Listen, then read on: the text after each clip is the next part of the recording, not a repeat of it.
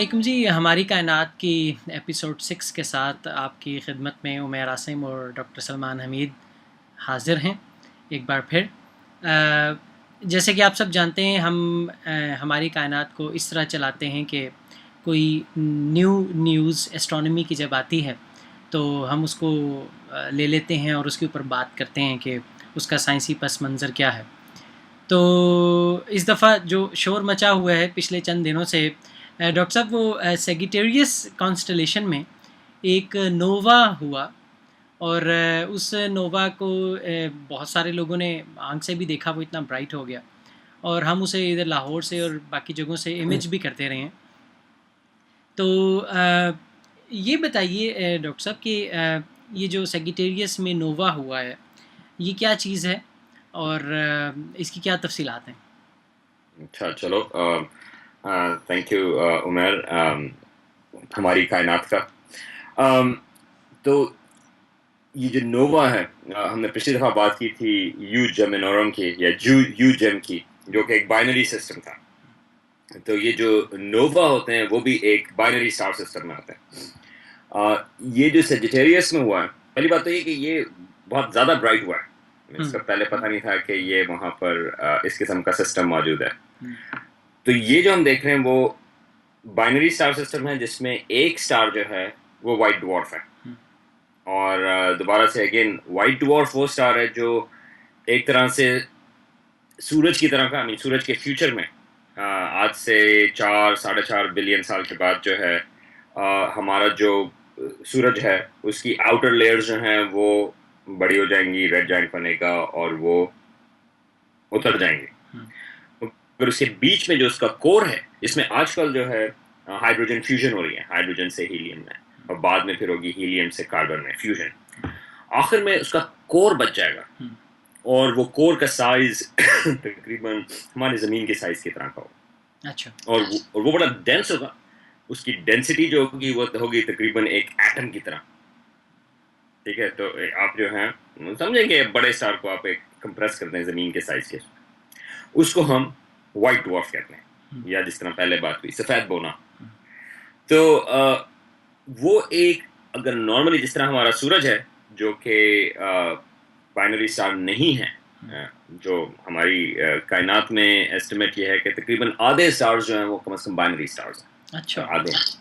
तो हम लोग जिस स्टार्स के साथ रहते हैं वो बाइनरी स्टार नहीं है।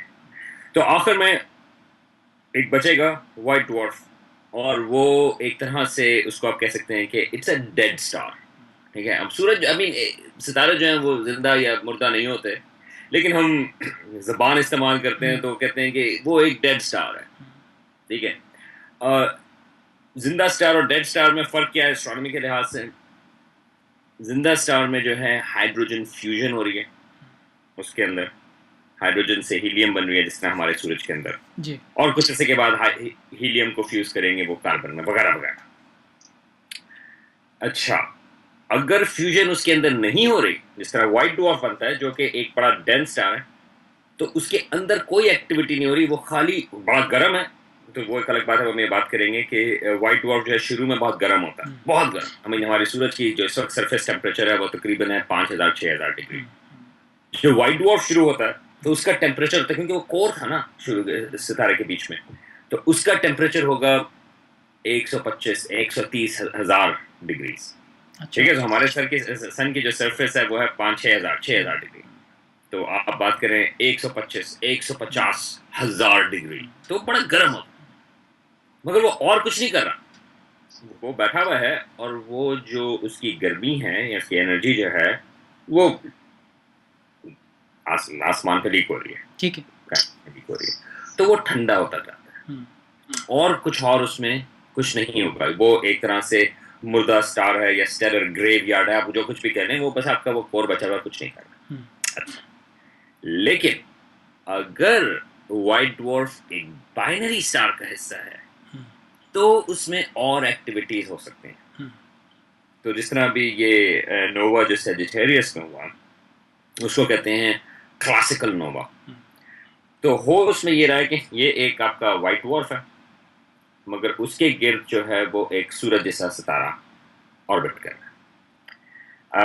ये जो व्हाइट डवार्फ था एक वक्त पे ये सूरज जैसा सितारा था, मगर उसकी फ्यूजन खत्म हुई और व्हाइट डवार्फ बन गया।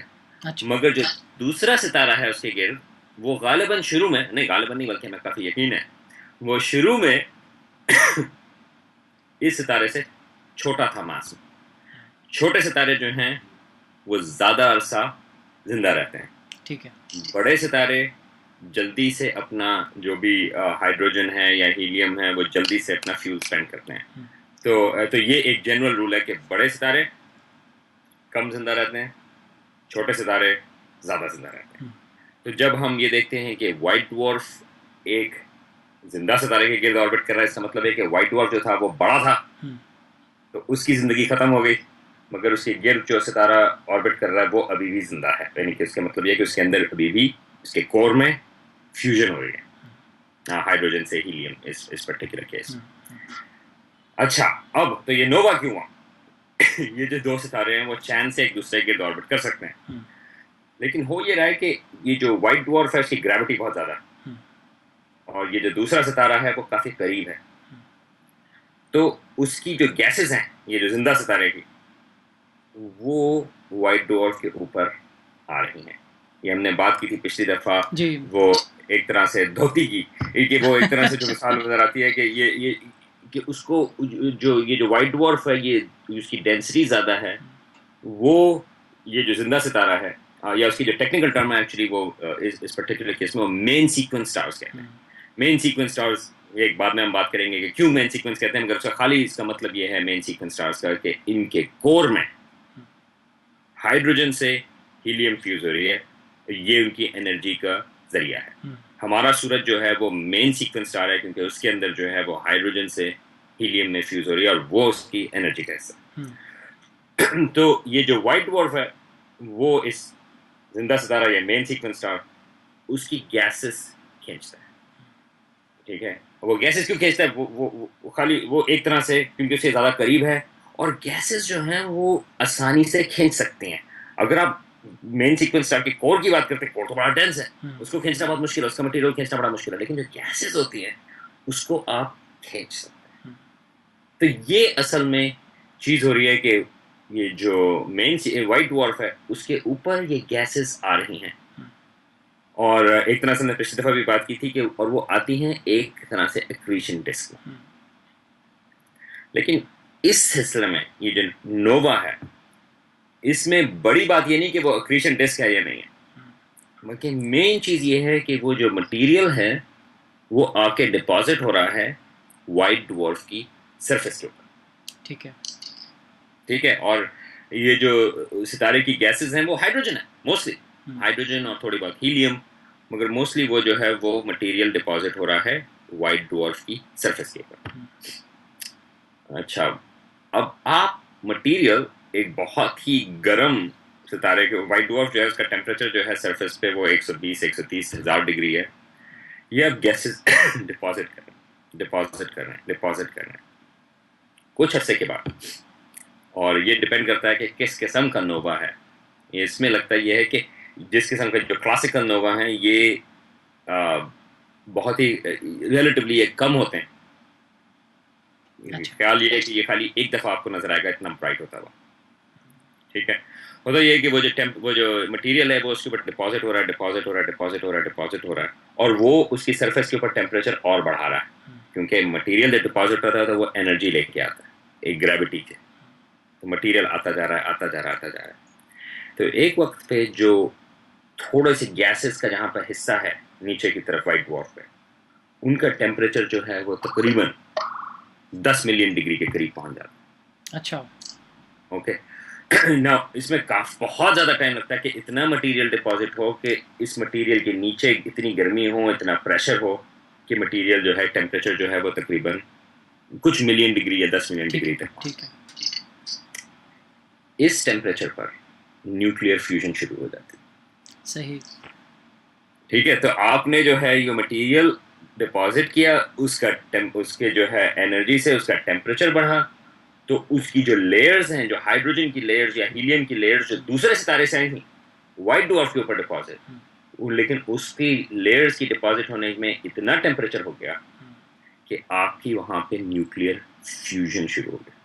अच्छा, तो इसका मतलब है कि वो एक वक्त में जो मुर्दा सितारा था वो फिर से जिंदा हो गया। एक तरह से जो उसकी सरफेस है उसके ऊपर दोबारा से, लेकिन कोर में नहीं है, कोर में ये नहीं है। सरफेस ठीक के है, ऊपर है, ठीक है। और वहाँ पे अचानक से टेम्परेचर बढ़ा और न्यूक्लियर फ्यूजन शुरू हुई। अच्छा, इस केस में होता ये है कि नोवा के उसमें कि अचानक से टेम्परेचर बढ़ा तो उससे और चेन रिएक्शन शुरू हो जाते हैं। ठीक है। तो खाली हाइड्रोजन से हीलियम नहीं बल्कि हीलियम से आगे लिथियम भी फ्यूज हो जाती है। तो जैसे फ्यूजन होती है, तो जिस तरह एक तरह से हाइड्रोजन बॉम्ब है, अचानक से वो एनर्जी जो है वो रिलीज होती है। जब वो एनर्जी रिलीज हुई तो वो जितनी गैसेस उसके ऊपर डिपॉजिट हुई थी वो सारी की सारी एक धमाके के साथ रिलीज हो जाती है। सही। और वो धमाका जो है और वो जो गैसेस रिलीज हुई उसकी वजह से वो वाइट ड्वार्फ जो पहले आपको नजर भी नहीं आ रहा था क्योंकि वो इतना छोटा होता है, अचानक से बहुत ज्यादा ब्राइट होता है। उसकी जो ब्राइटनेस है वो तकरीबन 10,000 टाइम्स वो बढ़ सकती है, या 1 लाख टाइम जो है वो बढ़ सकती है, क्योंकि अचानक से फिर वो आपको नजर आया। नोवा का जो मतलब है वो एक गेस्ट सितारा है, वो जो ग्रीक उसमें आता है कि गेस्ट, क्योंकि वो पहले उनके हिसाब से जब नेकेड आए लोग देखते थे तो अचानक से कोई चीज नजर आई, जिसमें सेजिटेरियस में भी हुआ। इस सेजिटेरियस में वो सितारा मौजूद ही नहीं था, अचानक से नजर आना शुरू हो गया, तो उसको नोवा कहते हैं, मेहमान ये सितारा। मेहमान सितारा। तो ये जो है इस किस्म के नोवा के प्रोसेस है। कुछ नोवा जो होते हैं वो रिकरेंट नोवा होते हैं, वो कम ब्राइट होते हैं, लेकिन उसमें ये कि मटेरियल डिपॉजिट होता है, उसमें फ्यूजन नहीं मगर और प्रोसेसेस होते हैं जिसकी वजह से वो फिर दोबारा से आपको ब्राइट हुआ, मजीद मटेरियल डिपॉजिट हुआ, फिर थोड़ी देर के बाद ब्राइट हुआ, फिर ये जो क्लासिकल नोवा है, ये जो नोवा सजिटेरियस है, इसमें जो क्लासिकल नोवा है ये एक तरह से हमारे ह्यूमंस के हिसाब से, एस्ट्रोनॉमर्स के हिसाब से ये एक ही दफा होता है। अच्छा, लेकिन ख्याल ये है कि एक्चुअली ये रिकरेंट नोवा है, लेकिन आपको इंतजार करना पड़ेगा तकरीबन 50,000 साल या 1 लाख साल उसमें, इतना क्योंकि इसमें ज्यादा मटेरियल डिपॉजिट होता है, इसका बड़ा एक्सप्लोजन है इसमें, इसको वो जो एक्चुअल में फ्यूजन होती है उसको थर्मोन्यूक्लियर चेन रिएक्शन कहते हैं, मगर उसमें टाइम इतना लगता है कि 30,000 से 50,000 साल या लाख साल। तो हमारे लिहाज से तो वो एक वन ऑफ इवेंट है, लेकिन लोग कहते हैं कि एक्चुअली इसमें इन सम सेंस कोई ज़्यादा फर्क नहीं है रिकरेंट नोवा में, खाली ये कि स्केल जो इसमें है, जो इसका एक्सप्लोजन है, जो इसका मटेरियल बाहर जाएगा वो बड़ा है। अच्छा अच्छा, ये जी आप नहीं, और ये चीज़ जो है ये आखिर में ये सिस्टम इंटैक्ट है। ठीक है, ठीक है, वो जो है सिस्टम तभी वो रिकरेंट भी होगा, वो सिस्टम इंपैक्ट होगा। इसका जो डिफरेंस है वो एक बड़ा एक्सप्लोजन, सुपरनोवा, बड़ा मेहमान तो वो एक किस्म के जो सुपरनोवा होते हैं वो इसी तरह से, मगर इसका स्केल थोड़ा सा बड़ा हो जाता है, उसमें बहुत बड़ा हो जाता है। उसमें ये होता है कि पूरा का पूरा जो वाइट ड्वार्फ है, इनफैक्ट इसमें जो एक्सप्लोजन हो रहा है फाइनली, थर्मोन्यूक्लियर रिएक्शन, ये जो फ्यूजन हो रही है वो वाइट ड्वार्फ के सरफेस के ऊपर हो रही है। थोड़ा सा मटेरियल नीचे जा रहा है, आपको थोड़ा सा वाइट ड्वार्फ का मटेरियल, तो जो मटेरियल इजेक्ट होता है बाय द वे, वो एस्ट्रोनॉमर्स के लिए एक इंफॉर्मेशन देता है। कुछ तो किस किस्म की गैसेस उसके ऊपर डिपॉजिट हुई थी, उनके वो जो मटेरियल इजेक्ट हुआ बहुत सारा मटेरियल जो है वो दूसरे सितारे का था, और वो वाइट ड्वार्फ की थोड़ी सी इंटरनल लेयर्स की भी इंफॉर्मेशन देता है, क्योंकि जब एक्सप्लोजन हुआ तो खाली दूसरे सितारे की गैसेस नहीं बल्कि कुछ वाइट ड्वार्फ मटेरियल भी स्पेस में जाता है। तो जब लोग उसको स्टडी करते हैं वो स्पेक्ट्रोस्कोपी से कि उसमें किस किस्म के एलिमेंट्स मौजूद हैं, उसमें किस किस्म की चीज़ें मौजूद हैं, वो जो गैसेस जो एक्सप्लोड हुई क्योंकि वो अचानक से बहुत ब्राइट हुई, वो फिर हमें चीज़ें बताता है कि वाइट ड्वार्फ का मटेरियल किस किस्म का है, अच्छा, किस किस्म का सितारे का मटेरियल किस किस्म का है। लेकिन जब सुपरनोवा होता है इस किस्म के वाइट ड्वार्फ और नॉर्मल सितारे, जिंदा सितारे के दरमियान में, तो वो भी हो सकता है कि सुपरनोवा को हम कभी और बात करेंगे। उसमें जो एक्सप्लोजन होता है वो वाइट ड्वार्फ के पूरे अंदर होता है, और वो पूरा का पूरा वाइट ड्वार्फ जो है वो डिस्ट्रॉय हो जाता है। और वो बहुत बड़ा एक्सप्लोजन है, वो तकरीबन पूरी आपका एक एक्सप्लोजन जो है वो आपके अरबों सितारों जितनी ब्राइटनेस होती है, तो पूरी गैलेक्सी को वो एक्चुअली आउटशाइन कर देता है। अच्छा, लेकिन उसमें कुछ बचता नहीं है बाद में, पूरा सिस्टम जो है वाइट ड्वार्फ जो है वो खत्म हो जाता है। अच्छा, इसमें ये रिकरेंट है। अच्छा अच्छा, तो ये बताइए डॉक्टर साहब, जब हम नोवा की बात करते हैं, ऐसे स्टार सिस्टम की बात करते हैं, तो बड़ा कॉमनली न्यूज़ में भी आता है, हमारी टेक्स्ट बुक्स में भी लिखा होता है कि वो एक ख़ास लिमिट है 1.4 सोलर मैसेस। तो उसकी थोड़ी सी तफसील बताइए। तो ये जो 1.4 सोलर मासेस लिमिट है वो कहलाती है चंद्रशेखर लिमिट। ये एक इंडियन अमेरिकन मैं बल्कि मैं थोड़ा सा आपको ये बताता जाऊँ, चंद्रशेखर के बारे में ये है कि उनकी पैदाइश लाहौर में हुई थी। ओह अच्छा अच्छा अच्छा अच्छा अच्छा। हाँ चंद्रशेखर तो वो एस्ट्रोफिजिसिस्ट थे, आई थिंक नोबेल प्राइज जी 83 में मिला था। तो आई मीन जब हम बात करते हैं कि सितारे किस तरह से काम करते हैं तो चंद्रशेखर का नाम जो है वो काफ़ी ऊपर आता है इस किस्म की चीज़ों में। और वो 20th सेंचुरी के शुरू में यानी कि या बीच में उस वक्त ज़्यादातर काम था। और उन्होंने ये कहा कि वाइट ड्वार्फ जो है, ये जो मैं एटम की तरह के डेंसिटी के सितारे की बात कर रहे हैं, उन्होंने जब सितारों की स्ट्रक्चर की बात की तो कितना प्रेशर एक सितारा जो है वो ले सकता है, खासतौर से जो कोर बचता है। अच्छा। उसकी उन्होंने वो कैलकुलेट कर रहे थे। और एस्ट्रोनॉमर्स को एक्चुअली स्टार्स के स्ट्रक्चर्स, इंटीरियर वगैरह जो हैं वो काफ़ी अच्छी तरह पता है। तो बहुत सारी चीज़ें एस्ट्रोनॉमी में बात करते हैं कि डार्क एनर्जी, डार्क मैटर पता नहीं क्या है, जेट्स किस तरह से बनते हैं, अब बहुत सारी चीज़ों के बारे में बात होती है कि बहुत सारी चीज़ें हमें पता नहीं है। लेकिन जब हम सितारों के इंटीरियर्स की बात करते हैं कि जिस तरह हमारे सूरज का इंटीरियर है या जिस तरह वाइट ड्वार्फ्स की हम इंटीरियर की बात करते हैं, तो वो एक्चुअली हमें काफ़ी प्रिसाइसली चीज़ें मालूम है। हमें बहुत सारी चीज़ें हमेशा देयर आर अननोन्स, तभी लोग जो हैं वो पीएचडी जो हैं वो ले सकते हैं। लेकिन वो बहुत हम डिटेल्स में बात कर रहे हैं। और ये जो स्टेलर स्ट्रक्चर्स हैं उसकी फिजिक्स जो है वो काफ़ी डेवलप्ड है। अच्छा। तो उसमें काफ़ी हद जो है वो चंद्रशेखर का भी है। और उसमें एक इम्पॉर्टेंट चीज़ जो उन्होंने बताई कि वाइट ड्वार्फ उसका जो जिस वजह से वाइट ड्वार्फ एक कोर है उसमें कुछ हो नहीं रहा, उसकी वजह यह है कि उसकी जो डेंसिटी है वो एटम जितनी डेंसिटी है, मगर उसके आगे जो इलेक्ट्रॉन्स हैं, तो एटम की अगर आप बात कर रहे हैं तो आपके सिंपलेस्ट आप देखें तो आपके पास प्रोटॉन है या न्यूक्लियस है समझे, न्यूक्लियस है, और उसके गिर्द आपके पास इलेक्ट्रॉन है। तो वाइट ड्वार्फ कोलैप्स इसलिए नहीं कर रहा क्योंकि उनकी डेंसिटी इतनी ज़्यादा है कि जो इलेक्ट्रॉन्स हैं वो एक दूसरे को एक तरह से टच कर रहे हैं। ठीक है, आप उसको आगे पुश नहीं कर सकते। ठीक है, तो एक तरह से आपका वो एटम की डेंसिटी है और एक दूसरे को वो टच कर रहे हैं। तो ये कहलाता है, टेक्निकल टर्म है, इलेक्ट्रॉन डीजेनरेसी प्रेशर। ठीक है, ये जो है डीजेनरेटेड है, इसके आगे वो नहीं जा रहा। अच्छा, सूरज जो है हमारा, सूरज कॉन्ट्रास्ट में अगर आपने देखना है तो वो इसलिए कोलैप्स नहीं कर रहा। पूरी सितारों की जिंदगी जो कहानी है वो सिर्फ ये कहानी है कि ग्रेविटी जो है वो कोलैप्स करना चाह रही है सितारे को, और कोई चीज है जो उसके कोलैप्स को रोक रही है। ग्रेविटी एक तरह से वो अल्टीमेट है, वो उसकी पूरी कोशिश है कि वो सितारे को कोलैप्स करे। तो हमारे सूरज इसलिए कोलैप्स नहीं कर रहा क्योंकि उसके अंदर जो है न्यूक्लियर फ्यूजन हो रहा है। न्यूक्लियर फ्यूजन से एक तरह से जो उसकी एनर्जी है उसने ग्रेविटी की एनर्जी को बैलेंस किया हुआ। तो अंदर से हीट या रेडिएशन प्रेशर कहलाता है, वो बाहर की तरफ जा रहा है, ग्रेविटी जो है उसको अंदर की तरफ आने की कोशिश कर रही है, और वो एक स्टेबल स्टेज में है, जो कुछ जब तक न्यूक्लियर फ्यूजन उसके अंदर हो रही है वो स्टेबल फेज में रहेंगे। न्यूक्लियर फ्यूजन खत्म हो गई तो वो कोलैप्स हुआ, इस वजह से वो वाइट ड्वार्फ बना। तो सवाल ये है कि वो जो कोलैप्स है सितारे का वो रुका किस चीज़ से? तो वो कोलैप्स होता गया, मगर अब उनकी डेंसिटी जो है मटेरियल की वो इतनी ज़्यादा हो गई कि वो ग्रेविटी जो है वो उसको इलेक्ट्रॉन्स को पुश नहीं कर सकी ज़्यादा। ठीक है, वो वाइट ड्वार्फ हो। अच्छा, सवाल ये था कि अगर आप उसके ऊपर मटेरियल ऐड करें या वाइट ड्वार्फ कितना वो ग्रेविटी को रोक सकता है।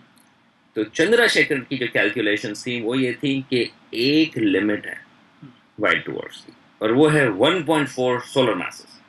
कि हमारे सूरज से 1.4 टाइम्स अगर हमारे सूरज से ज़्यादा है वाइट ड्वार्फ मास, वो ये जो इलेक्ट्रॉन्स का प्रेशर है, इलेक्ट्रॉन्स डीजेनरेसी, वो ये बर्दाश्त नहीं कर सकता।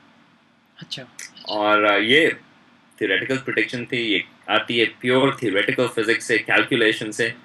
क्योंकि सिंपली अगर आप उसकी इक्वेशंस देखें, किस तरह से सितारे काम करते हैं, किस तरह से इलेक्ट्रॉन्स काम करते हैं, किस तरह से ग्रेविटी काम करती है, ये एक सॉलिड लिमिट है। अगर वाइट ड्वार्फ अपना उसका जो मास है वो 1.4 से ज़्यादा हुआ तो वो कोलैप्स हो जाएगा या एक्सप्लोड हो जाएगा। अच्छा। और एग्जैक्टली ये चीज़ होती है।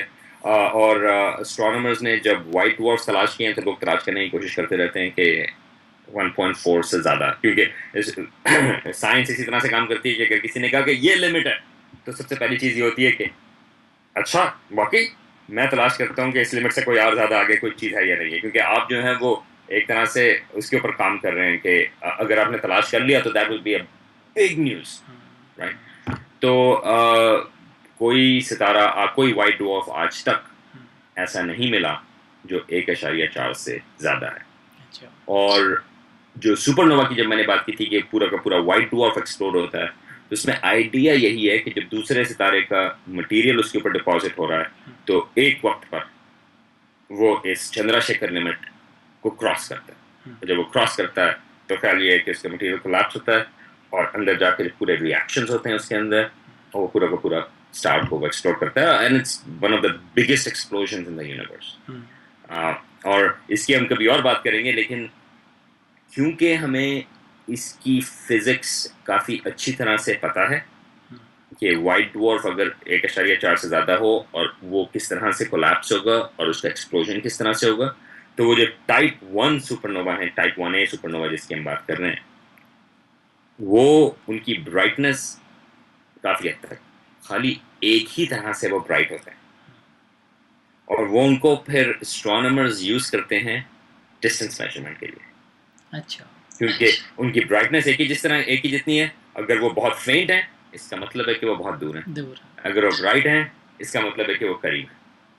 तो टाइप 1A सुपरनोवा जो है, इनका पर्टिकुलर नाम जो है टाइप 1A, वो एक्चुअली डिस्टेंस इंडिकेटर है, बहुत इंपॉर्टेंट डिस्टेंस इंडिकेटर है। इनफैक्ट जब हम बात करते हैं कि यूनिवर्स की एक्सपेंशन की, डार्क एनर्जी की, किस तरह से यूनिवर्स एक्सपेंड हो रही है वगैरह वगैरह वगैरह, वो ज़्यादातर चीज़ें जो हैं वो हमें टाइप 1A सुपरनोवा उनसे डिस्टेंस मालूम करके पता चला। अच्छा। तो बहुत क्रूशियल है इस किस्म के टाइप 1A स्टार्स। जी।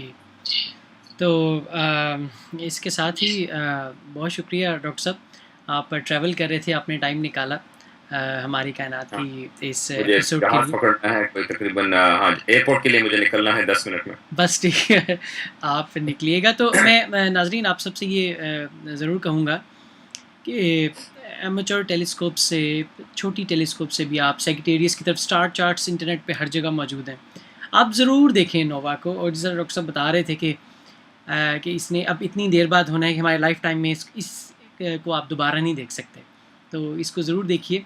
और इसकी तस्वीरें आप उतार सकते हैं, आम DSLR कैमरों से आप इसकी तस्वीरें उतार सकते हैं सेजिटेरियस की तरफ रुख करके।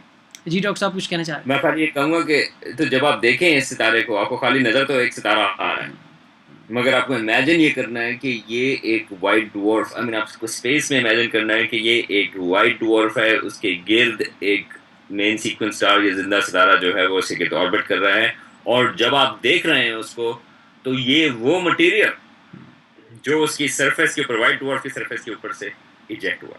तो आप पूरा का पूरा सिस्टम, तो अगर आप टेलीस्कोप से देखें या बाइनोक्यूलर से देखें, या अब तो खैर वो नेकेड आई नहीं रहा, लेकिन जब आप उसको देख रहे हैं तो आपको इमेजिन ये करना है कि ये पूरा का पूरा सिस्टम है, और फिर आप उसमें अपनी और इमेजिनेशन आप लगा सकते हैं क्या वहाँ पे कोई प्लैनेट्स मौजूद थे या नहीं थे, या प्लैनेट्स मौजूद है तो उनमें लाइफ होगी, उनको क्या होगा, ये वो आपकी सारी इमेजिनेशन है। लेकिन जो हो रहा है, जिस वजह से वो ब्राइट है, वो उसकी वजह वो है कि वो मटेरियल जो है वो इस वाइट ड्वार्फ के ऊपर आया, तो आपको ये इमेजिन करना है। और आई थिंक जी बिल्कुल उसकी वजह से जो इसकी इन्वेस्ट होती है, जी क्या है वो बिल्कुल ऐसा ही है। और मैं ये भी रिक्वेस्ट करूँगा आपसे, आप जो जैसे कुछ शहरों में जहाँ एस्ट्रोनॉमी के सोसाइटीज़ बनी हुई हैं पाकिस्तान में, वो तकरीबन 6 शहर हैं, लाहौर, कराची, पेशावर, गिलगित, इस्लामाबाद, इस तरह के शहर। तो आप वहाँ पे एमेच्योर एस्ट्रोनॉमी की सोसाइटी से रब्ता करें, उनके पास टेलीस्कोप्स हैं, वो आपको ये ज़्यादा वाज़ेह तौर पे दिखा सकती हैं। तो एक बड़ा अच्छा एक्सपीरियंस होगा इसको देख लेना। तो इसके साथ ही बहुत शुक्रिया डॉक्टर सलमान आपका, और अब आपने निकलना है एयरपोर्ट की तरफ।